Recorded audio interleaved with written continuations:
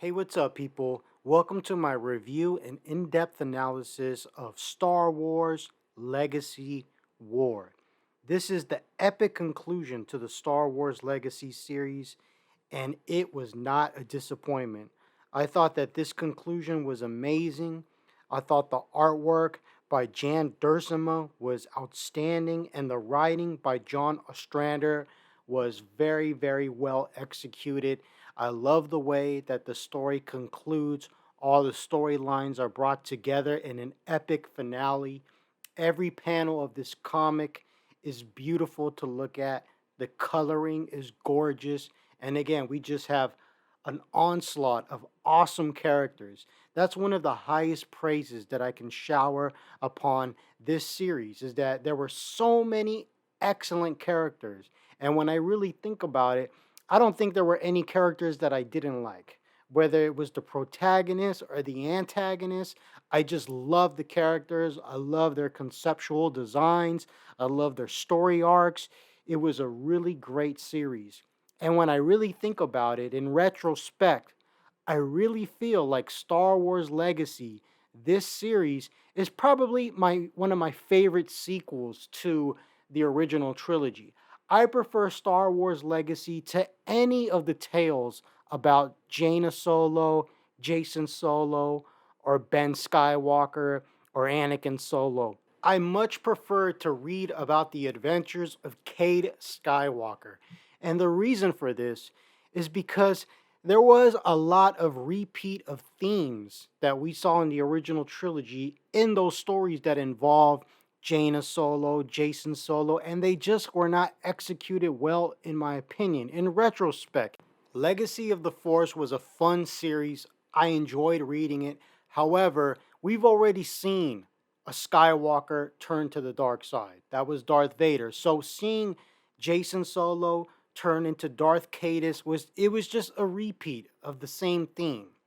Now, when it comes to the Yuzon Vong War, I really appreciate the Yuzon Vong. It was different. It had a lot of philosophical themes that were explored. I love Vergir. She's one of my favorite characters.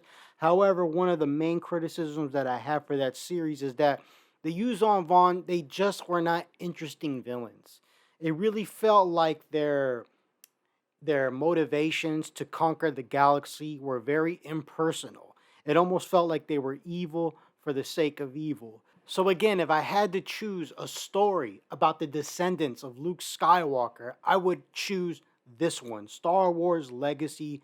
This comic book series is just amazing because of the characters and because the villain, the central villain, Darth Krayt, he has an extensive history that spans hundreds of years. It goes back to the Clone Wars. And I love that about these Dark Horse Expanded Universe comics, that they all connect.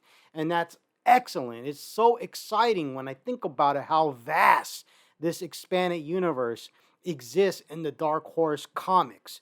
And yeah, Darth Krayt is just an amazing villain. The characters were awesome. The battles, the fights, Darth Talon. I mean, it just goes on and on and on. There's very few negatives that I have for this series. So let's get started with this review and in depth analysis. Now, this story takes place 138 years after A New Hope, and our story begins with Darth Krayt recollecting the founding of the new Sith Order that is based off the one Sith, and how they have been in hiding for hundreds of years waiting to strike. Darth Krayt used to be a Tusken Raider and his father was a Jedi. When his father died, he went with Mundi to become a Jedi like his father. Now, this story was seen in the graphic novel called The Outlander, which was part of the comic book series known as Star Wars Republic. This took place in issues 7 through 12. Now, in the Clone Wars comics, Darth Krayt was one of the few who knew about Anakin Skywalker's slaughter of the Tusken Raiders that took place in Attack of the Clones. He kept his secret from the Jedi, and I really love how the expanded universe makes all these connections and that the story spans over hundreds of years and that they all connect. I really find that ambitious and admirable storytelling. Now, Darth Krayt remembers being betrayed by one of his followers named Darth Warlock, and he remembers being helped by Darth Talon, who remained faithful to him. Cade Skywalker keeps on having visions of killing his master, Wolf Sazin, and becoming Darth Krayt's tool. Now, Cade Skywalker senses that Darth Krayt is alive once again, but the Jedi are a little reluctant to believe Cade because he is too easily influenced by the dark side and he too easily utilizes the dark side of the Force. And supposedly, he gave confirmation that Darth Krayt was initially dead to begin with, so the Jedi are questioning him. Now, Cade's companions, Sin and Delilah Blue, pledged their loyalty to him despite his yearning to hunt down Sith, especially Darth Krayt. Now, on Coruscant, which is being ruled by the one Sith, Darth Warlock reiterates to his followers that Darth Krayt is dead. Now, at this point in the story, Darth Warlock asks that his daughter go into hiding because she is not strong enough with the dark side of the Force. Now, Darth Neil is looking for Darth Talon and Darth Krayt.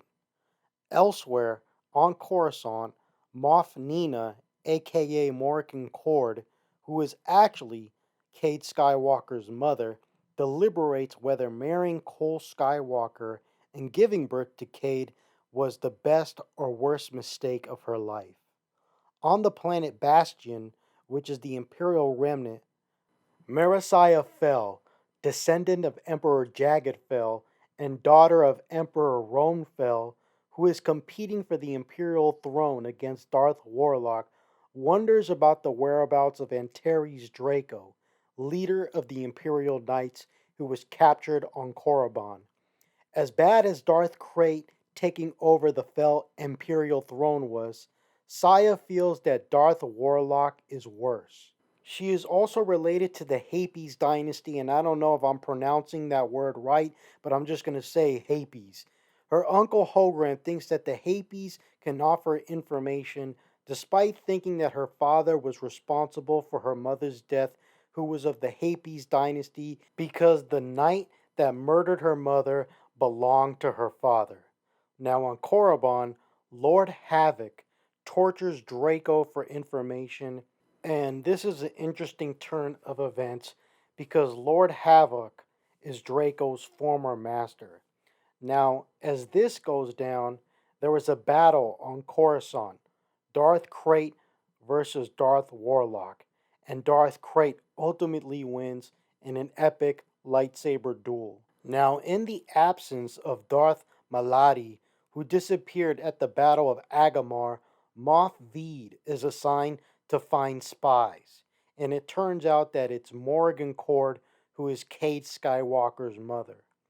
Now, at Faelin, the Sith fleet attacks due to the presence of resistance, and Morgan requests a meeting with her son, Cade Skywalker.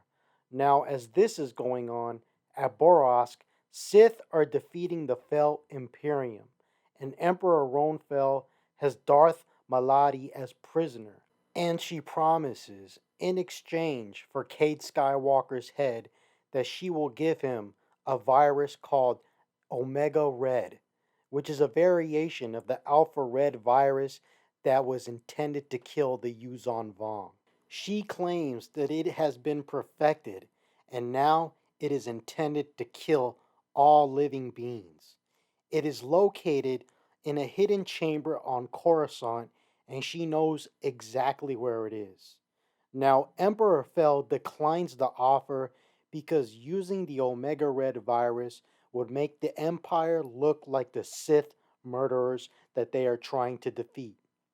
Now, the head of Bastion Security, Master Chalk, tells Veed that his lover, Nina, who is actually Morgan Cord, is a traitor and a spy. As a result of this, Veed tries to poison her, and they get into a fight. Nina falls out the window, and it looks like she is shot by blaster fire by Veed. Now, Yage, daughter of Nina, knows that Cade is her brother, but hasn't told her father, who is a Moff. Now, through torture, Antares Draco tells the Sith the location of a hidden Jedi temple on Tyvus. As a result of this, Darth Krayt sends Darth Talon to find Cade Skywalker after being told of the hidden Jedi temple. Now, Cade Skywalker still has the dark side of the Force surrounding him, and he is hell bent on killing Darth Krayt. And Darth Krayt believes that Cade Skywalker will ultimately serve him, and that death is just a passageway to something greater. Now, it turns out that Nina survived her fall using a hidden jetpack, and she used back the pouches to heal her blaster wounds, but she is still dying from the poison that Veed gave her.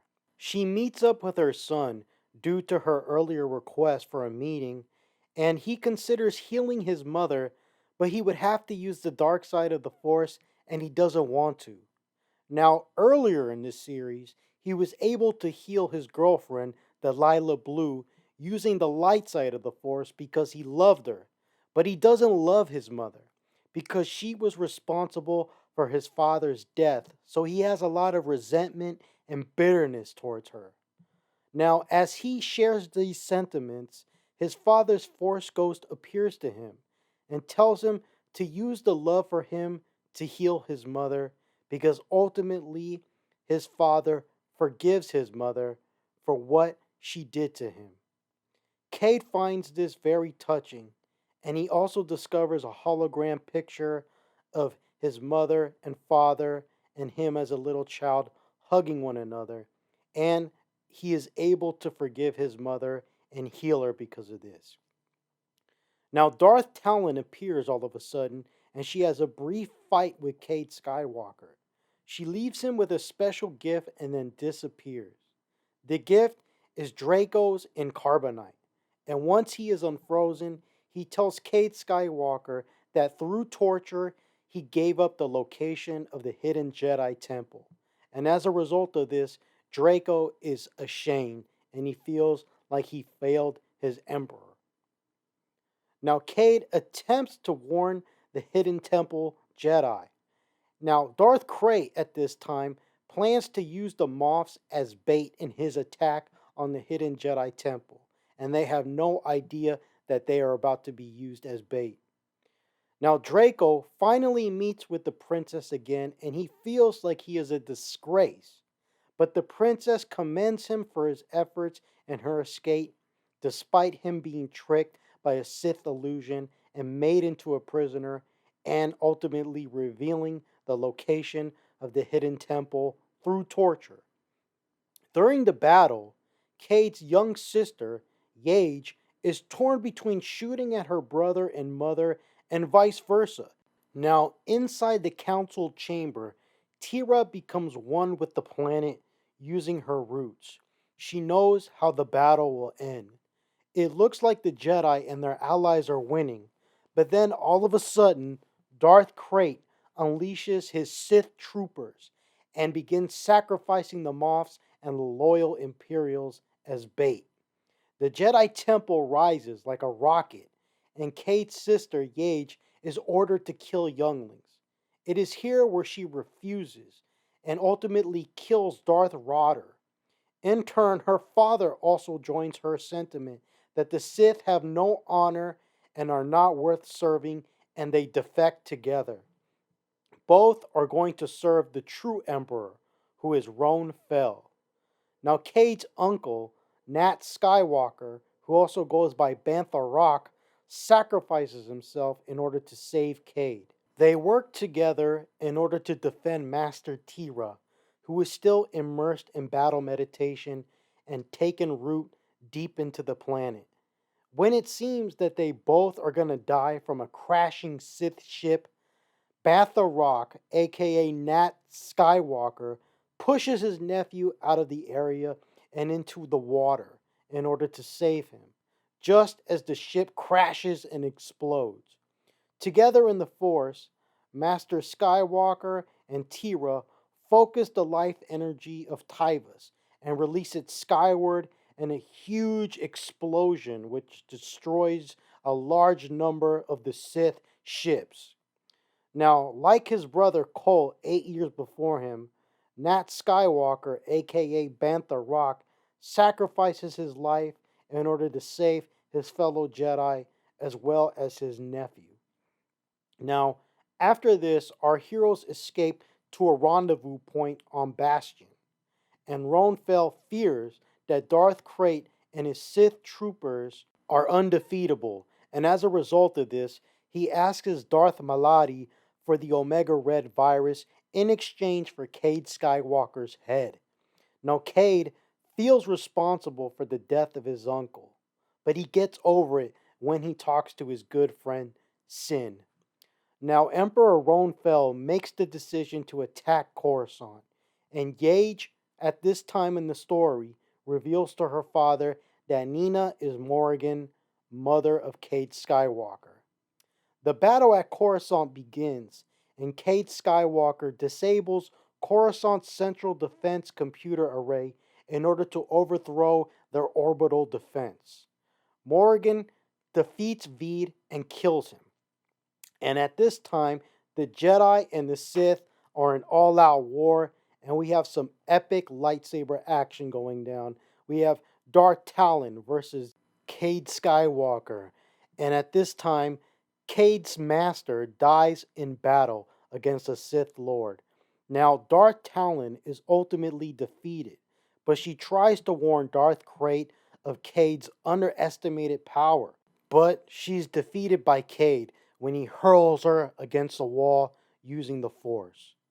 Now, while this is going down, Draco and Ronfell's daughter, Saya, refuse to allow him to use the Omega Red virus because it will kill billions on Coruscant. And as a result of this, we have a nice lightsaber duel between Draco and Emperor Fel. Now, while this is going on, we also have the epic duel between Darth Krayt and Cade Skywalker. And Krayt tries to tempt Cade by penetrating his mind with delusions of power, because it turns out that the Sith Lords are immune to the Omega Red virus. But Cade Skywalker chooses the light side of the Force and to be a Jedi, and he ends up killing Darth Krayt in an epic lightsaber duel. Now, ultimately, what happens between Draco and Emperor Fel is that Draco ends up defeating the Emperor and killing him. Who would have unleashed the Omega Red virus on Coruscant despite Darth Krayt being dead already? Because he couldn't believe it. And Krayt had defied death before, so technically, Emperor Fel kind of went mad right here. Now, the Sith troopers go insane as a result of Darth Krayt dying, and the battle begins to turn, and they begin to turn on one another, and the rest of the Sith escape, including Darth Talon, who is still alive.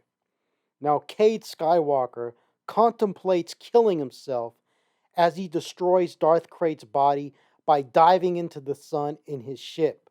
But his father's Force Ghost appears and tells him to choose hope over fear, which he does. And what happens is he basically plunges his ship with Darth Krayt's body into the sun, but he's able to jettison himself into space, and he's picked up by his friends Delilah Blue and Sin, and he goes into a force trance, so that's how he was able to survive. And this amazing series ends on such a hopeful and uplifting note. We have all the friends, all our heroes reunited, and there is hope for the Jedi Order. They have a bright future ahead of them. This was a great way to end the Star Wars Legacy series, in my opinion. I love this series. I love the conclusion. The artwork was gorgeous. It was well written. And again, the characters are just so memorable. Their conceptual designs, they look so cool in comparison to, say, the characters that we got in the sequel trilogy, which were bland and boring. Here, that's not present. These characters are awesome. I wish the live action series would draw inspiration from this comic, because this is one of the best materials of Star Wars that exist. And just like I stated in the introduction to this review and in-depth analysis, that this is my favorite story regarding the descendants of Luke Skywalker. I prefer this story over anything involving Jaina Solo or Jason Solo or Ben Skywalker or Anakin Solo. It's just way more fun and it just feels more like Star Wars and it feels unique. It feels fresh. And that's what I love most about this. It's not another Skywalker turning to the dark side and the villain, his motivation feels personal and he has a deep history and I really appreciate that. So I highly recommend this series to any Star Wars fan or even a casual Star Wars fan because it's that good. And this is easily an A plus for me, guys. Highly recommend it. Thank you guys for listening to this review and in-depth analysis. If you enjoyed the video, please like, subscribe, and share. May the force be with you. And last but not least, one love, people. Take care.